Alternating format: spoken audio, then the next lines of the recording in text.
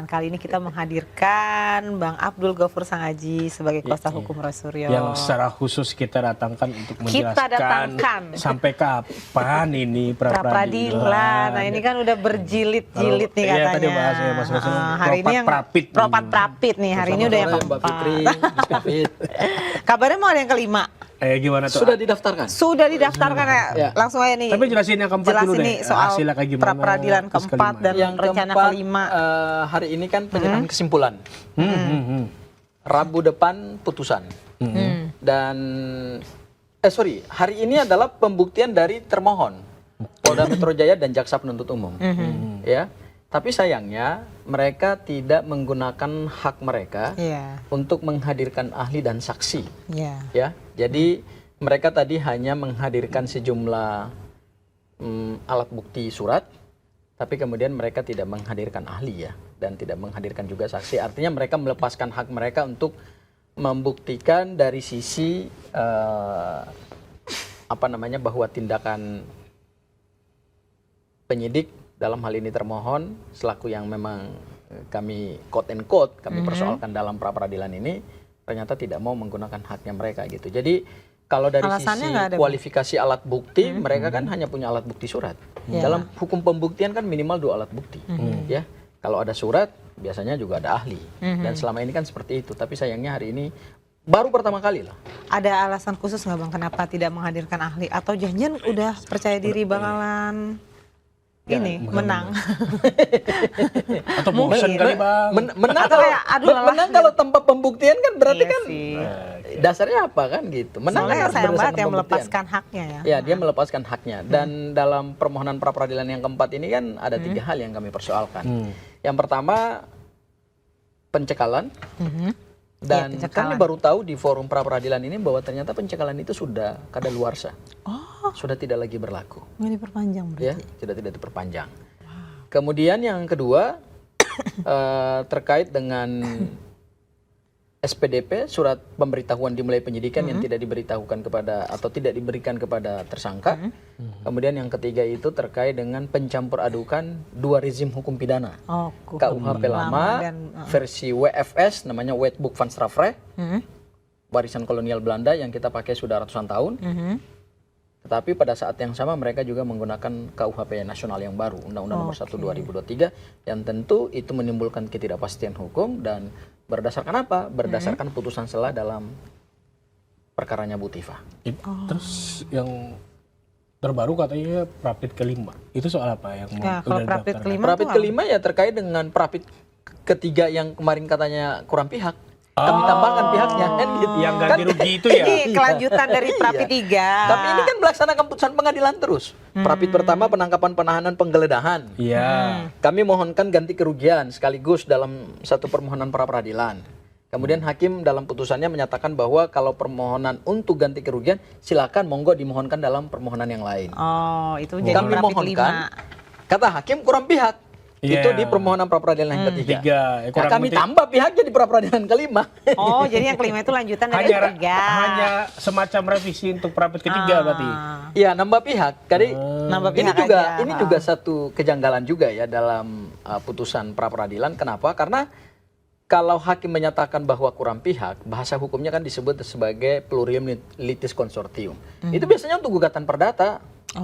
Sementara ini kan perkara pidana gitu loh, kan. Dan selama kami bersidang, baik jaksa penuntut umum maupun Polda Metro Jaya nggak pernah menyatakan tuh ini kurang pihak. Jadi itu ya dasar pertimbangan hakim yang ya kami mempertanyakan sebenarnya hakim menyatakan kurang pihak itu dari mana? Karena selama ini kalau ganti kerugian itu memang tidak pernah diikut sertakan pihak Kementerian Keuangan. Karena kan dia bendahara negara, buat apa diikut sertakan? Karena otomatis begitu misalnya putusannya adalah termohon dalam hal ini adalah penyidik harus membayar ganti kerugian akibat kesewenang-wenangan lalu melakukan upaya paksa, maka biasanya secara otomatis berdasarkan aturan perundang-undangan yang berlaku, ada Undang-Undang Perbendaharaan Negara, Undang-Undang Nomor 1 2004, kemudian juga ada Undang-Undang Keuangan Negara, itu kan biasanya yang akan bertindak selaku juru bayar kan adalah Menteri Keuangan sebagai bendahara negara, otomatis itu. Jadi buat apa kami mengikut sertakan Kementerian Keuangan? Tapi ya sudahlah, kami akan melengkapi itu dalam permohonan pra peradilan yang kelima. Iya. Nah, Dan ini kan- minggu depan kami akan mulai. Ini kan yang kelima, lanjutan yang ketiga. Nah, bakal ada yang keenam nggak nih, Bang? Yang keenam tentu masih ada. Itu Abang nggak takut dituding sengaja bikin lama Heeh. penanganan Gini. peradilan ini? Saya hari ini baru diskusi dengan jaksa penuntut umum ya, meskipun diskusinya informal. Karena saya juga tanya kepada jaksa penuntut umum, kenapa jaksa tidak menghadirkan ahli? Kata jaksa ya, kan yang termohon kan penyidik, harusnya penyidik yang menghadirkan gitu. Ya, jadi kami tidak punya kepentingan untuk menghadirkan ahli atau alat bukti ahli gitu ya. Dan yang kedua tadi saya tanya juga kepada jaksa, gimana tanggapan jaksa terhadap kami pra peradilan ini? Jaksa mengatakan ya itu hak tersangka. Sepanjang undang-undang memberikan ya kami nggak bisa larang Sah-sah gitu. aja ya. Dan ini gini, Mbak Fitri dan Mas Kafit ya. Memang pada akhirnya kita harus membiasakan diri dalam ekosistem hukum pidana baru. Kalau selama ini kan nggak pernah yang kayak gini Iya, ada. Kan? Ini kayak hal yang baru bagi Hal yang baru, masyarakat. ya. Padahal sebenarnya ini hal yang biasa aja. Bukan hal yang biasa, hal yang baru yang perlu dibiasakan. Oh, dijadikan sebuah hal yang Iya. biasa. Ya. Iya, pertanyaan ultimate-nya itu kan sesuai dengan judul diskusi kita nih. Sampai kapan? Ini udah ada rencana ke-6 nih, hari ke-7. Ini akan ada ke-6, oke zoners. Sampai semua quote and quote kesewenang-wenangan penyidik itu selesai kami uji satu persatu. Oh, jadi pra peradilan ini Iya. untuk menguji satu persatu. Satu persatu, kami preteli satu persatu. Ada yang mengatakan begini, Kenapa nggak di persidangan? kenapa nggak semuanya aja dalam Iya, satu permohonan iya. pra peradilan? Nah, iya. Ingat loh, pra peradilan itu hukum acaranya adalah dia speed trial, dia peradilan cepat. Ya. Kami kalau gabungkan itu semua dalam satu permohonan pra peradilan, bayangkan bagaimana pembuktiannya. Sementara kami membuktikan sesuatu saja, itu bertanya aja cuma 30 menit. Sementara ini banyak hal yang harus kami persoalkan gitu loh. Ya tidak mungkin lah selesai dalam 1 minggu gitu loh. Maka itu jalan keluarnya adalah kami memohonkan pra peradilan secara parsial. Oke. Sepanjang berdasarkan pasal 160 KUHP yang baru mengatakan bahwa sepanjang tidak nebis in idem atau bukan hal yang pokok yang sama, maka monggo mohonkan terus. Nah, ini kan Dan kami mohonkan terus. kalau dari pihaknya Pak Jokowi nih, itu kan merasa ini kapan nih Pak Jokowi, kabarnya kan kemarin kata Pak Ade ini ya sudah pengen sekali hadir ke persidangan. Bahkan, beberapa tapi ini karena pra peradilan jadinya seperti seolah-olah nih memperlama gitu. beberapa pernyataan Pak Jokowi juga nantangin secara langsung. Kita nggak biasa melihat Pak Jokowi Iya.